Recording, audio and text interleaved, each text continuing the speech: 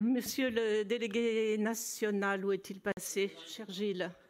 Ah, ouais, à ma place, d'accord. Merci, voilà, c'est ça, pourquoi pas, hein, je la donne. Monsieur le Président, mesdames et messieurs les professionnels et puis mesdames et messieurs les élus, j'ai rencontré aussi quelqu'un de la CNAF, au moins une personne. Voilà, donc très heureuse d'être ici parmi vous devant une salle Larocque comble. Alors là, je dois déjà vous féliciter parce que, bon, j'assiste à pas mal de réunions dans cette salle et arriver à la remplir de l'ensemble, non seulement de la France métropolitaine, mais aussi de l'outre-mer. Bravo, et bravo à vous toutes qui avez fait le déplacement finalement pour ce matin. Alors, merci de m'avoir invité. C'est un honneur pour moi, c'est un plaisir, mais c'est un honneur et pour une cérémonie qui, il faut bien le dire aujourd'hui, fait date dans le monde, dans le secteur de la petite enfance, que cette remise annuelle de girafes qui viennent couronner les travaux des uns et des autres, quel que soit le mode d'accueil dans lequel vous exercez, j'y reviendrai, et couronner aussi votre engagement. Effectivement, bravo. Bravo à vous toutes et vous tous. Alors bien sûr, comme dans tous les concours, comme dans tous les jurys, comme dans tous les examens, tout le monde ne peut pas être primé. Voilà. Donc, je voudrais que vous receviez tout à l'heure une girafe ou que vous n'en ayez pas, que vous soyez mis à l'honneur à cet endroit. L'honneur est très limité, hein, tout le monde peut y monter, voilà, ou pas. Bravo, parce que le fait que vous soyez ici prouve votre attachement à toutes et à tous au monde de la petite enfance, qui est un monde qui m'est particulièrement cher, je pense que vous l'aurez compris.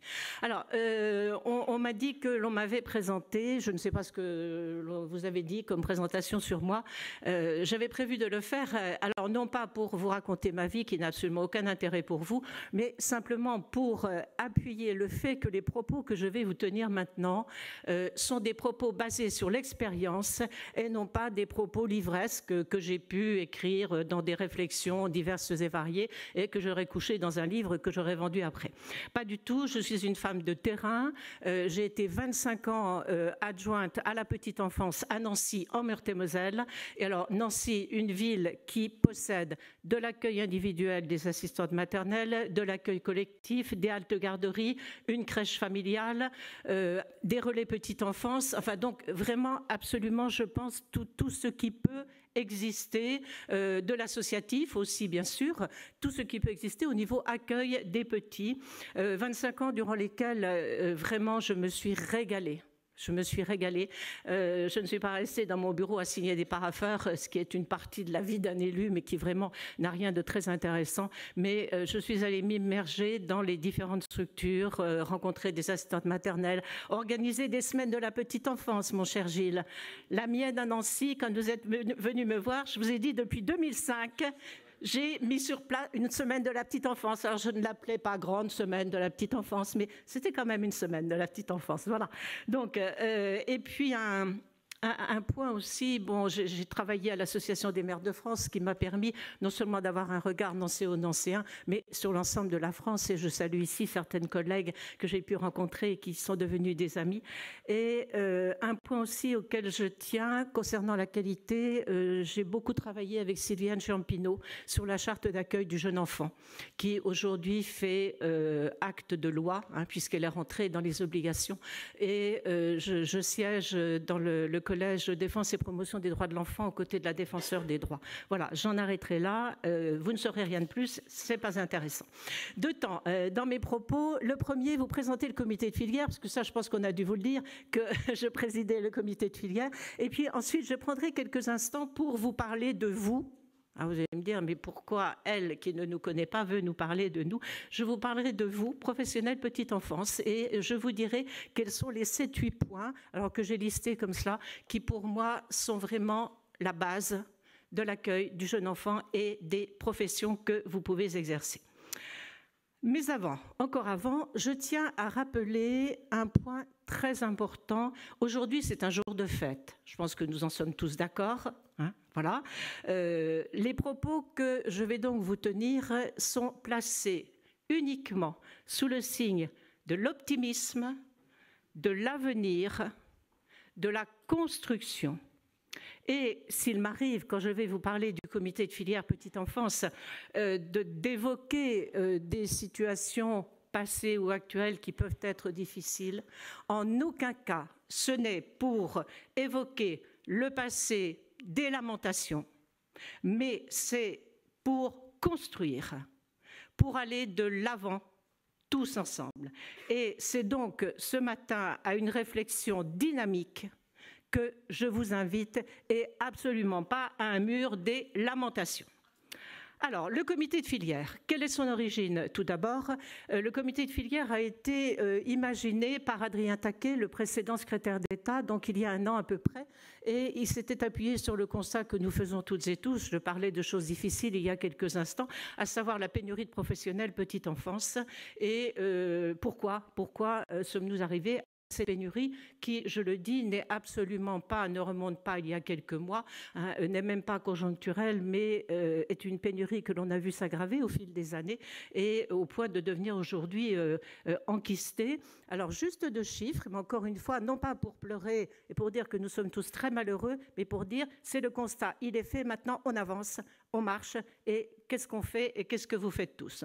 J'ai demandé, et je remercie la CNAF qui est là et Guillaume qui est arrivé en même temps que moi tout à l'heure, donc de me donner au comité de filière une cartographie précise des manques de professionnels petite enfance par catégorie de profession.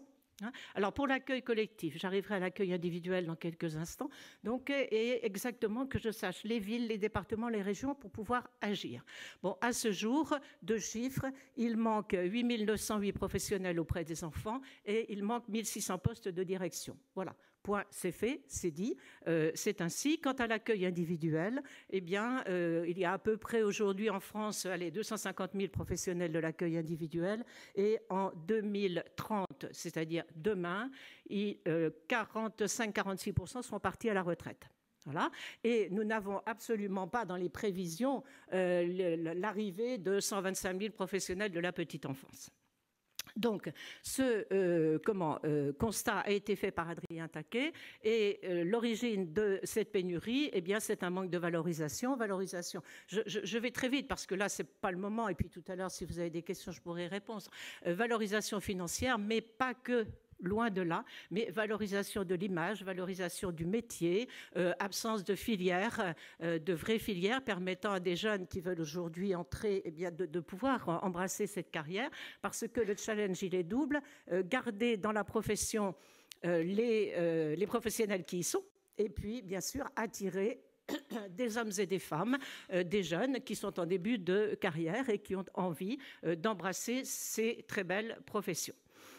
Le comité de filière, donc, nous sommes bien d'accord, brasse l'accueil collectif comme l'accueil individuel. J'y reviendrai, ça fait partie de mes points vraiment fondamentaux. Les missions, donc, qui nous ont été confiées par le ministre. Chercher des solutions avec 3 temporalités, à court terme, à moyen terme et à long terme. Court terme parce que la pénurie, elle est là depuis très longtemps. Moyen et long terme pour essayer de faire en sorte que dans 3 ans ou 4 ans, voilà, on ne se soit pas contenté de mettre une rustine et que tout n'explose à nouveau, auquel cas nous n'aurons strictement servi à rien. Donc vraiment changer, si vous voulez, changer de paramètres et changer de braquet. Donc quelle est notre mission? Dire que c'est possible, que l'on peut endiguer cette pénurie, proposer des moyens très précis, les chiffrer, alors extrêmement important parce que quand vous allez trouver un politique ou un ministre, il ne suffit pas de lui dire j'ai besoin de 10 000 auxiliaires de puériculture. Hein. Bah oui, bah vous allez faire comment, avec quel argent et puis combien ça va coûter. Bon, voilà. Donc vraiment faire un chiffrage extrêmement précis et éventuellement également dire quelles sont les évolutions législatives, les évolutions de texte donc qu'il faudrait mettre en œuvre pour pouvoir arriver à cette stabilisation. Alors après, bien évidemment, une fois que j'aurai, je veux dire, ce paquet, nous irons le présenter au ministre. Nous avons d'ailleurs déjà commencé, mais ce n'est pas le comité de filière qui décide. Hein, nous sommes bien d'accord, c'est-à-dire que je ne suis pas le ministre, je ne suis pas Bercy, Et voilà, je ne suis rien du tout, je suis juste présidente du comité de filière.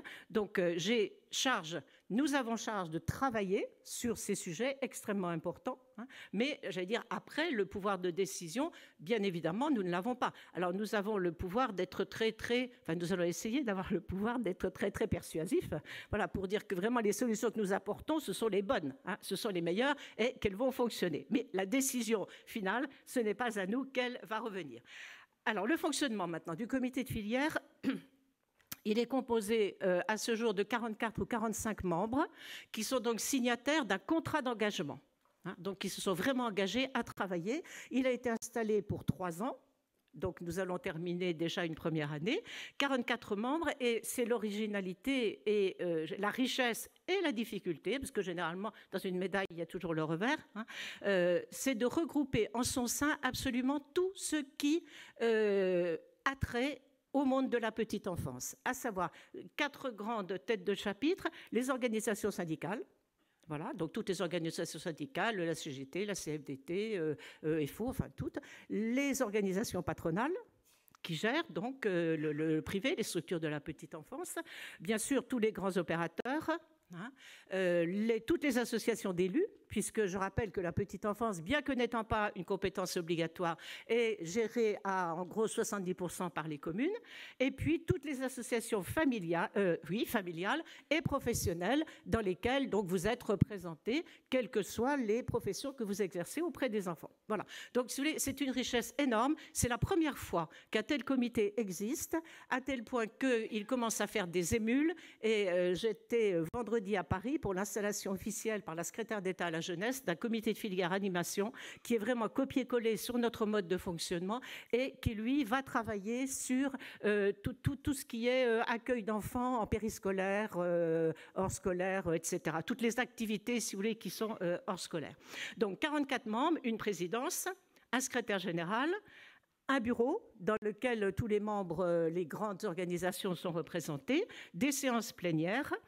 Nous avons divisé ces membres en 7 groupes de travail parce que nous devons avancer en parallèle en même temps. On ne va pas traiter d'abord un point et puis après un autre. Il faut vraiment cheminer et progresser. Donc 7 groupes, 3 groupes que l'on dit transversaux, c'est-à-dire qu'on peut les retrouver absolument partout et ce qu'ils disent et ce sur quoi ils réfléchissent peut intéresser tout le monde. Alors l'un qui s'intitule « Données », alors, c'est-à-dire, c'est un groupe qui va récupérer toutes les données que l'on peut avoir, les données chiffrées, quantifiées, concernant le monde de la petite enfance, les professionnels, des données de rémunération ou autres. Bon, c'est là que nous avons vraiment eu l'aide extrêmement précieuse de la CNAF, et qui continue d'ailleurs à siéger à toutes nos réunions.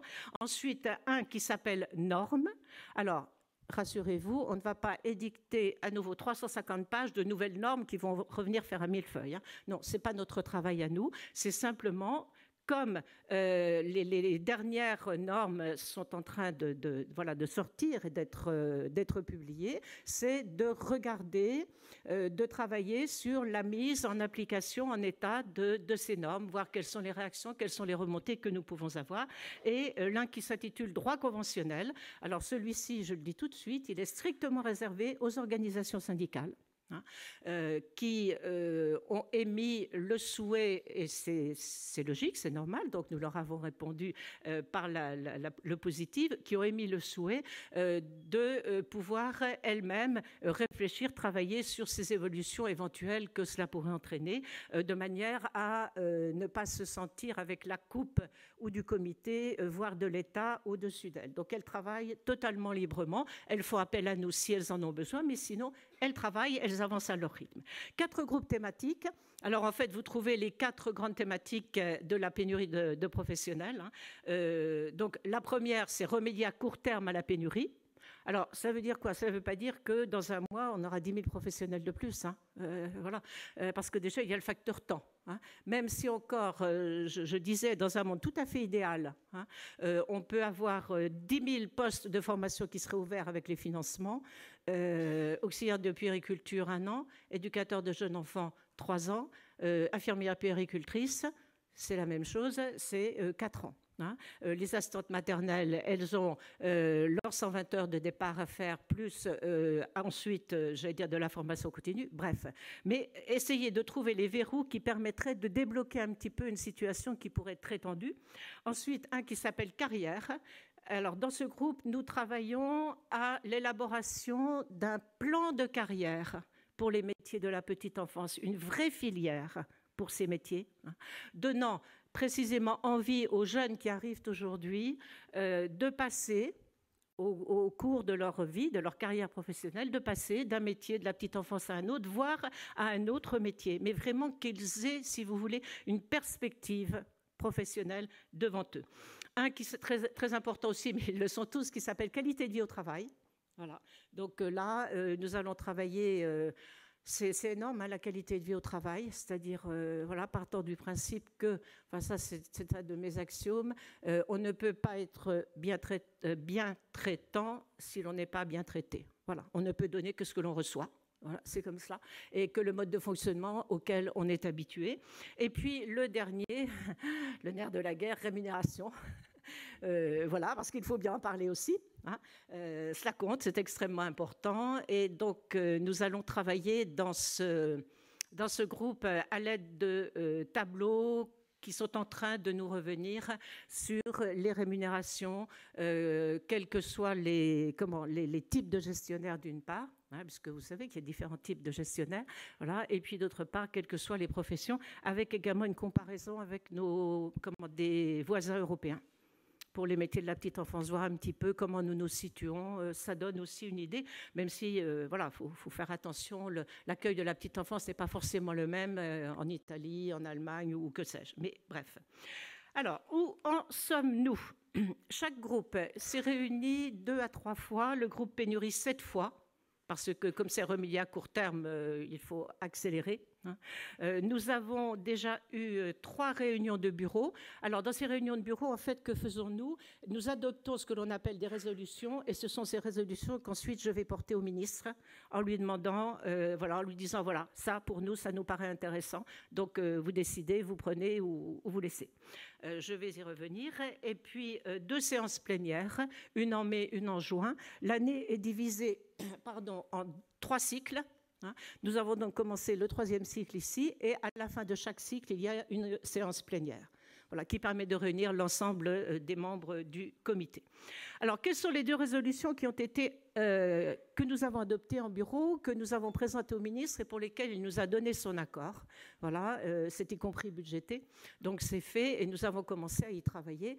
La première, il s'agit d'élaborer un observatoire de la qualité de vie au travail, précisément. Donc, parce que ça nous a semblé très urgent. Pour cela, nous allons bien évidemment, alors des fonds ont été débloqués et nous allons nous appuyer sur les techniciens qui savent faire, c'est-à-dire l'ANACT, l'Agence nationale pour l'amélioration des conditions de travail, qui est venue nous présenter dans nos réunions un plan de travail qui nous mène en juin 2023. Donc ça, c'est fait et nous avons l'accord du gouvernement. Et le seconde résolution que nous avons présentée et pour laquelle nous avons également l'accord, il s'agit d'élaborer une campagne de promotion des métiers de la petite enfance, une campagne nationale, voilà, orchestrée, pour laquelle nous avons 2 millions d'euros qui ont été débloqués. Voilà, et sur laquelle nous avons commencé à travailler. Donc, pour présenter, effectivement, l'idée forte, c'est quoi? Mais je vais y revenir après. Bon, ce sont des métiers. Ce sont de vrais métiers. Je vais y revenir. Et voilà, bon, je ne vous en dis pas plus. Les travaux de notre 3e cycle que nous avons commencé, eh bien, c'est la mise en place de ces 2 résolutions et puis c'est la poursuite importante concernant les rémunérations vu que nous commençons à recevoir les différentes grilles. Donc voilà, le comité de filière, très rapidement, j'espère que je n'ai pas été trop vite, vous présenter quelque chose de clair, que vous sachiez que cela existe, que vous sachiez également que vous avez des gens divers et variés, vous avez bien compris, hein, qui pensent à vous, qui pensent aux professionnels et qui sont en train de travailler sur ce sujet. Alors, j'ai encore... Ah, c'est gentil, j'ai cru que j'avais fini. Merci. Oui, ça fait du bien. Bien, alors, maintenant... les professionnels, que vous êtes toutes et tous, j'ai dit que j'allais vous parler de vous. Voilà, alors je vais vous parler de vous en m'appuyant encore une fois sur le...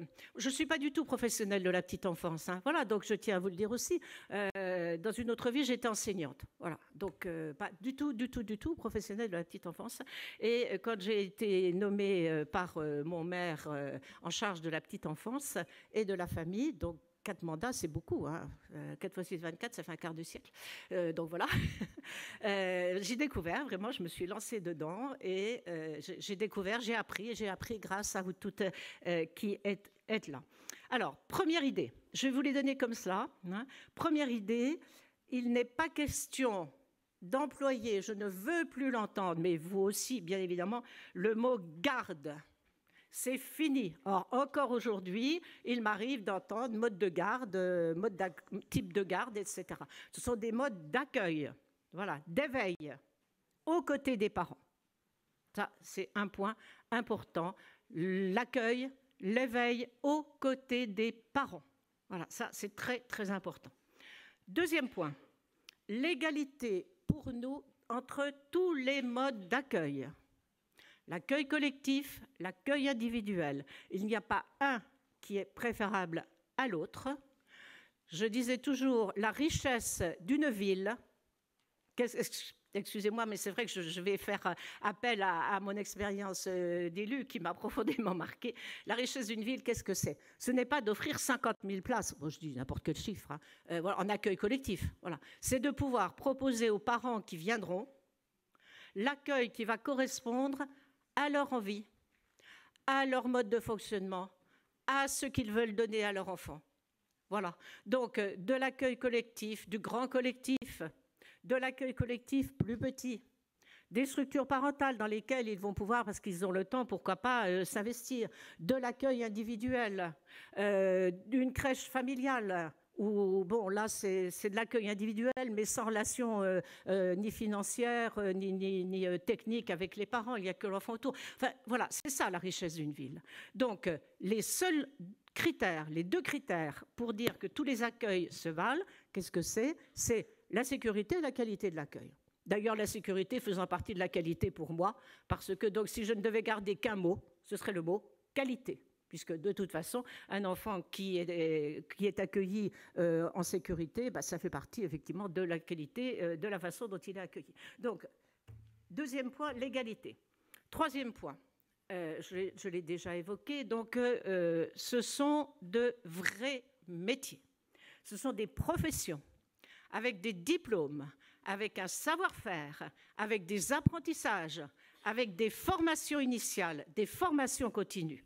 Il ne suffit pas d'aimer les enfants ou d'en avoir eu pour être professionnel de la petite enfance.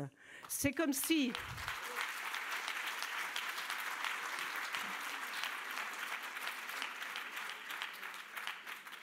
Mais oui, écoutez, il ne vous viendrait pas à l'idée. Je vais prendre 2 exemples. Attention, il n'y a pas de comparaison, mais bref, les exemples, c'est toujours bien et pas bien. Je ne sais pas, c'est comme si vous disiez, oh là là là là, moi j'aime bien le droit, j'aime bien la justice, j'aime bien, etc. Bah, donc je vais être avocat. Bah, moi, je n'irais pas confier mes intérêts à un avocat qui dirait, moi, je n'ai pas fait d'études, mais vous savez, vraiment, il faut que la justice, elle règne dans le pays. Bon, je n'irais pas confier ma voiture, deuxième exemple, à un garagiste qui me dirait, oh, bah, moi, j'aime bien les voitures, hein, mais j'en ai jamais touché, mais j'aime bien. Bah, non, je n'irais pas lui confier non plus. Bon, on ne va pas confier ses enfants, ce qu'on a de plus cher, à quelqu'un qui ne serait pas un professionnel de la petite enfance. Ça, c'est vraiment capital. 4e point. Ce sont des métiers qui sont fatigants, qui demandent une adaptabilité impressionnante. Alors, la crise du Covid, j'étais encore élue donc jusqu'en 2020, m'a montré à quel point vous avez su... D'abord, vous avez été indispensable, parce qu'entre les crèches réquisitionnées, les assistantes maternelles également qui acceptaient d'accueillir, à une époque quand même, je vous rappelle, au mars 2020, on avait l'impression qu'on allait tous mourir, et où quand même les hôpitaux et les services de réa étaient pleins, hein, on a tendance à oublier. Bon, eh bien, un certain nombre de structures et d'individualités, bon, que vous êtes, avait accepté d'accueillir des enfants au pied levé, des enfants qui n'étaient pas les vôtres. Donc là, l'adaptation, etc., on n'en parlait pas. Hein. Des enfants de familles de papa et de maman qui étaient eux-mêmes un petit peu perdus, etc. Donc, tout ça, vous l'avez fait. C'est donc, vous avez fait preuve, vous receviez, on ne pouvait pas faire autrement. Bon, moi, j'y travaillais par ailleurs. Très souvent, le lundi matin à 8 heures, les nouveaux décrets, les changements. Ben non, il faut passer par la porte comme ça, et puis il faut passer par celle-ci, puis il faut mettre un masque, puis il ne faut plus en mettre, puis il faut se laver les mains, puis on ne se les lave plus, enfin, etc., etc. On ne pouvait pas faire autrement. Mais, franchement, bravo, mais ça vous a épuisé et c'est vrai que c'est ce qui explique aussi qu'un certain nombre sont partis, mais pas que, quand je dis que ce sont des métiers fatigants, pas que à cause de la Covid. La Covid finalement a été une exacerbation, mais parce que la société change. La société a changé énormément, donc en un quart de siècle. La société, qu'est-ce que c'est? Ben, ce sont les familles qui la composent. Hein. Donc les familles qui la composent changent. Le rythme de travail des parents a changé. Les compositions familiales ont changé. Les attentes des parents ont changé. Leurs questionnements ont changé. Donc tout ceci, et il y a une évolution très rapide, très très rapide. Et en fait, quand vous accueillez des enfants et leurs parents, c'est une famille que vous accueillez. Et donc vous êtes un petit peu souvent la caisse de résonance de tous ces changements, de toutes ces problématiques. Voilà, moi je me rappelle, hein, j'étais dans une crèche un matin et il y a une maman qui arrive avec une petite fille de 2 ans, adorable. Alors, elle n'a pas l'air triste, la ptiote. Et la maman, déjà épuisée, 8 heures du matin, elle colle la gamine. On n'a pas d'autre temps. Elle dit, écoutez, vous en faites ce que vous voulez, mais là, moi, je n'en peux plus. Il était 8 heures du matin et elle est partie. Bon, la petite avait déjà dû faire, je ne sais pas, 3-4 colères, refuser de s'habiller ou je ne sais pas quoi. Enfin, bref. Voilà. Donc, c'est votre métier, c'est tout cela. Autre point également important, mais tout ceci en fait se retrouve. Hein. On est sorti de la vision purement sanitaire et hygiéniste de l'accueil du jeune enfant. Quand on se penche un petit peu sur l'histoire, c'est d'ailleurs passionnant, bon, moi je l'ai fait, l'histoire des gardes d'enfants en France, hein, l'historique, que ce soit pour l'accueil individuel ou pour l'accueil collectif, on voit très bien les différents paliers. Hein, bon, l'accueil collectif, les premières crèches, c'est 1840, c'est à Paris. Et pourquoi les crèches? À l'époque, c'était de la garde, donc exprès j'emploie le mot garde, hein, parce que c'est la révolution industrielle, les femmes vont travailler. Voilà, donc on fait de la garde, de la garde, de la garde. Après, 30-40 ans après, c'est l'explosion de la médecine. Et donc, les crèches vont servir finalement à prendre en charge le soin de ces enfants qui ne l'auraient pas été chez eux. Donc, on arrive au volet hygiéniste, vous voyez, donc garde, hygiéniste. Et après, il y a long temps. Et il faut attendre 1950 pour qu'on commence à dire, oui, l'enfant, ce n'est pas un tube digestif à pattes, hein, c'est un individu, c'est un être humain, etc. Et puis après, bon, le reste, vous le savez, vous vivez, vous êtes dedans. Hein. Et c'est la même chose pour l'accueil. Alors l'accueil individuel, il est encore plus ancien. L'accueil individuel, c'est un des métiers les plus anciens qui ait jamais existé, puisque déjà les Romains et les Grecs, ça c'est la prof que je suis qui ressurgit, avaient ce que l'on appelait des nourrices. Mais c'est la même chose. Il faudra attendre 1977 pour avoir l'appellation assistante maternelle. Hein. 1977. Donc là, vraiment, c'est à la porte. Autre idée. Importante aussi, pour moi, l'accueil d'un enfant, je pourrais dire, il y a un triangle et puis il y a l'enfant au milieu. Un côté, ce sont les parents. L'autre côté, ce sont les professionnels.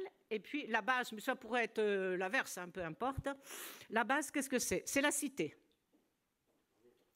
Alors, la cité, la ville, le village, la communauté de communes, l'interco, bref, tout ce que vous voulez. Alors, évidemment, c'est peut-être mon ancrage territorial hein, qui me fait voir cela comme cela, mais vous êtes sincèrement, je vais dire, un des maillons de la vie de la cité. Quand une famille arrive sur un territoire, des enquêtes ont été faites, et qu'elle va voir monsieur le maire, elle lui pose 3 questions. Quelles sont les possibilités de logement? Quels sont les débouchés professionnels? Et quels sont les modes d'accueil et de prise en charge des tout-petits et des plus grands? Voilà les 3 questions qui reviennent et qui sont posées. Donc, et bien évidemment, les élus ont des modes d'accueil, bien évidemment, et continuer à en construire, bien évidemment. Pourquoi? Parce que accueillir une famille avec des tout-petits, si on donne des possibilités d'ouverture, d'accès à l'accueil, à la culture, au sport, etc., la famille, vous la fidélisez sur votre territoire, bien évidemment. Donc, elle va rester là. Hein. Elle va donc enrichir la vie du territoire. Donc, il y a vraiment une véritable interaction entre vous et la vie de la cité, les différents équipements. D'ailleurs, ces équipements, vous y allez, vous vous y rendez. Les musées, tous les lieux de culture, les lieux de sport, les visites que vous pouvez faire, que vous faites découvrir aux petits et entre autres pour la culture, c'est très important. Très souvent, enfin moi j'avais vu ça à Nancy dans une halte garderie qui est dans un quartier politique de la ville, pardon. Voilà, les petits, en allant au musée, au rendez-vous des musées pour les tout-petits, en fait, c'était raconté aux parents. Et les parents découvraient très souvent des lieux de vie, des lieux de culture auxquels ils n'auraient jamais pensé aller. Jamais. Et là, par le biais des petits. Donc, si vous voulez, c'est vraiment... Enfin oui, pour moi, vous êtes un des maillons de la vie de la cité à ne jamais oublier. Votre impact sur le terrain est donc énorme, hein, puisque, une fois encore, très loin du fait de simplement garder les enfants pendant que les parents travaillent. Et c'est énorme parce que vous agissez au niveau temporalité sur aujourd'hui, bien sûr, mais également sur demain. Et ça n'a pas de prix. Vous agissez sur demain parce que pendant 3 ans, 2 ans, 1 an et demi, vous allez participer à l'éveil, à la formation de ces tout-petits. Je n'insisterai pas davantage parce que je sais qu'il y a une table ronde qui sera consacrée, entre autres, à cela cet après-midi. Donc, je ne voudrais pas parler à leur place, hein, mais l'on sait très bien, pardon, on l'a assez dit, hein, les 1000 premiers jours, les 3 premières années, etc. Voilà. Donc, en fait, vous préparez les adultes de demain. Donc, notre société de demain. Des 2 derniers points, vous agissez aussi en permettant l'accueil, parce que c'est bien joli de construire des structures. Hein. Bon, ben voilà, un maire, il a de l'argent, il construit une structure. Mais si elle est vide, il ne va pas faire grand-chose. Hein. Donc, une structure en soi, ça ne veut rien dire.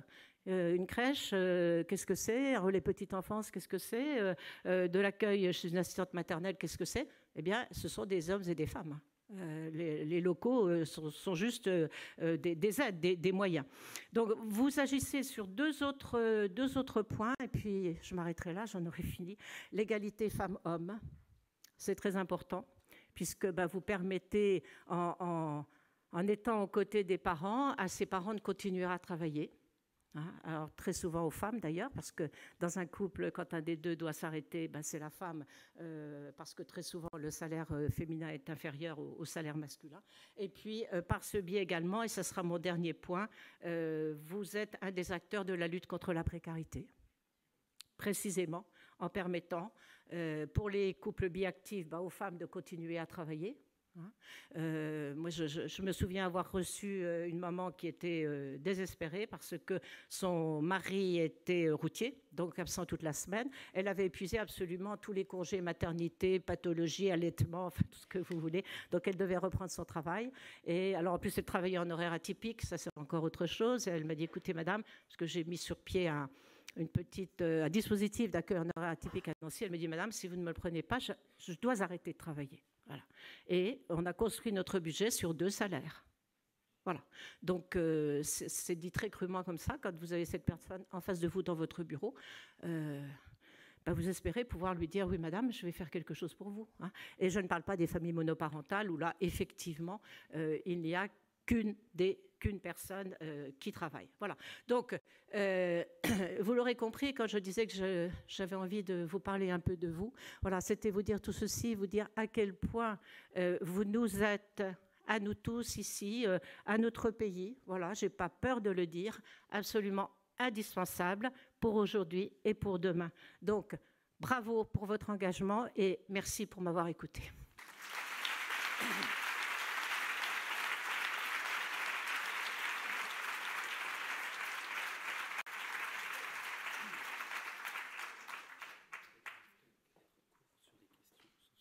On risque d'être court sur les questions, sauf si vous en acceptez. moi j'accepte tout. Donc je vous partage ce que je viens de dire à Elisabeth Laitier. On est assez court sur le timing. On peut accepter une question si vous le souhaitez, s'il y en a en tout cas. Alors, Thomas, est-ce que je peux te demander un coup de main pour le micro ?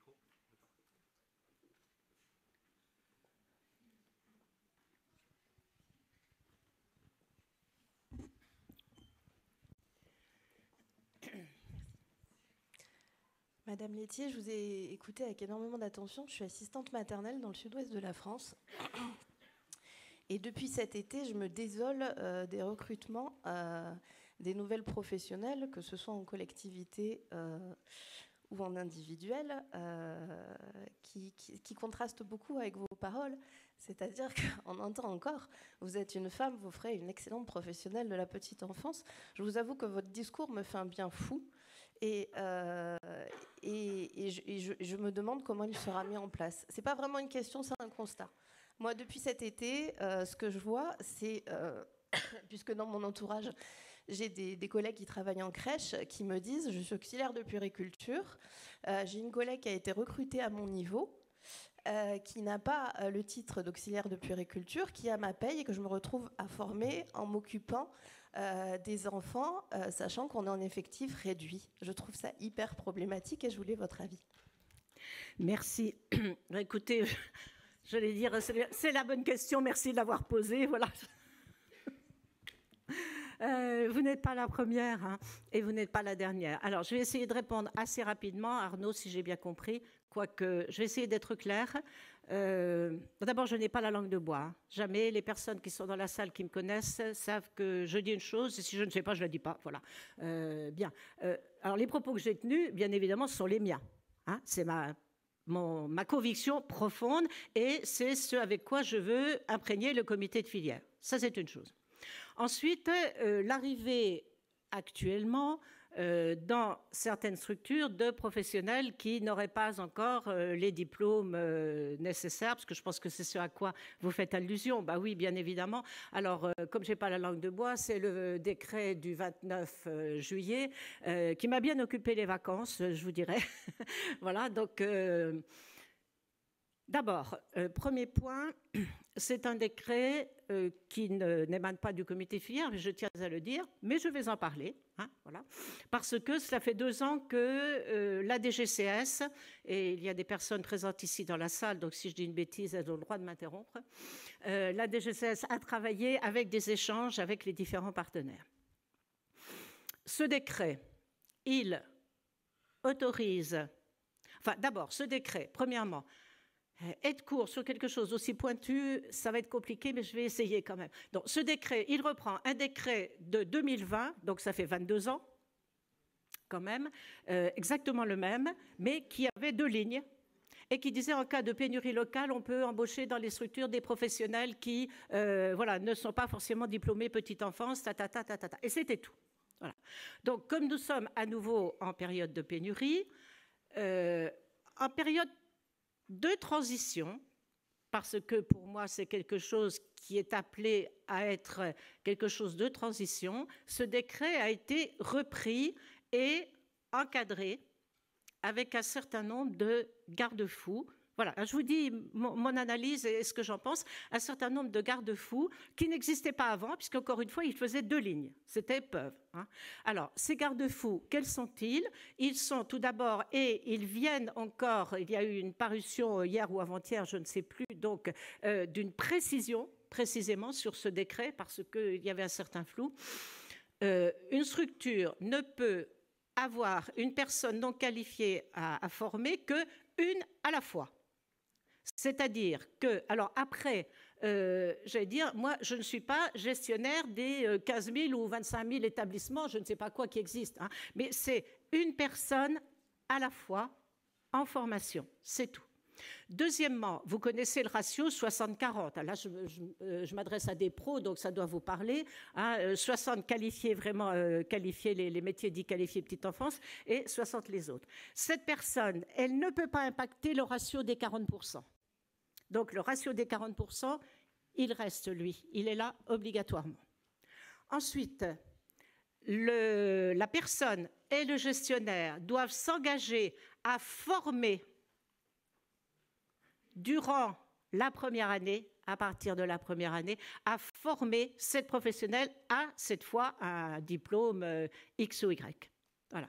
Ensuite de quoi, il faut fournir au conseil départemental un relevé très précis des candidatures potentielles qui auraient été reçues pour bien prouver qu'on est en pénurie, avec un tableau très précis des effectifs par semaine, toujours pour prouver qu'on est bien en pénurie. Bon, etc., etc. Donc, si vous voulez, pour ne pas être trop longue, comment vous dire, voilà, je suis gestionnaire, j'ai une structure, il me manque du monde. Là, tout de suite. Là, voilà. Qu'est-ce que je fais? J'ai 3 solutions. La première, le fil de l'eau. Je reçois dans mon bureau, je pleure avec la dame ou avec le monsieur, puis je dis, écoutez, franchement, mais non, votre enfant, vous savez, on va trouver une solution, laissez-le quand même en liste d'attente. Bon, est-ce que je suis très satisfaite d'avoir dit ça? Sûrement pas. Première solution. J'ai vraiment réfléchi. Deuxième solution, on fait ce qui se faisait, hein, un petit peu à la petite semaine comme on peut, parce qu'aussi il faut bien accueillir ses enfants, hein, pour les raisons que j'ai données. Voilà. Donc, si on s'entend bien, si on connaît bien la PMI, si elle a confiance en nous, si on connaît bien la CAF, si elle a confiance en nous, etc., on peut avoir des dérogations comme ça. Mais c'était réparti sur le territoire un petit peu n'importe comment. Il n'y avait pas d'équité, il n'y avait pas de justice, et c'était quand même, comme il n'y avait pas d'aval officiel, ça pouvait être risqué. Deuxième solution, moi, elle ne me satisfait pas. Troisième solution, en attendant la mise en place de vraies solutions et un travail que nous sommes en train de faire, eh bien, on a ressorti, enfin pas moi, ce décret a été ressorti, mais a été assorti d'un certain nombre de verrous qui l'encadrent. Voilà. Alors, après, je comprends, hein, je comprends l'impatience des professionnels, je comprends parfois la colère, je comprends le découragement. Franchement, c'est pour ça que je dis au départ, ce que je vous dis, ce n'est pas une réflexion. Hein. J'ai vécu 25 ans à côté d'elle, les deux, et j'y suis encore. Bon, je comprends, mais la solution, les 2 pieds sur terre, voilà. J'avais ces 3 hypothèses, c'est celle-là. Voilà.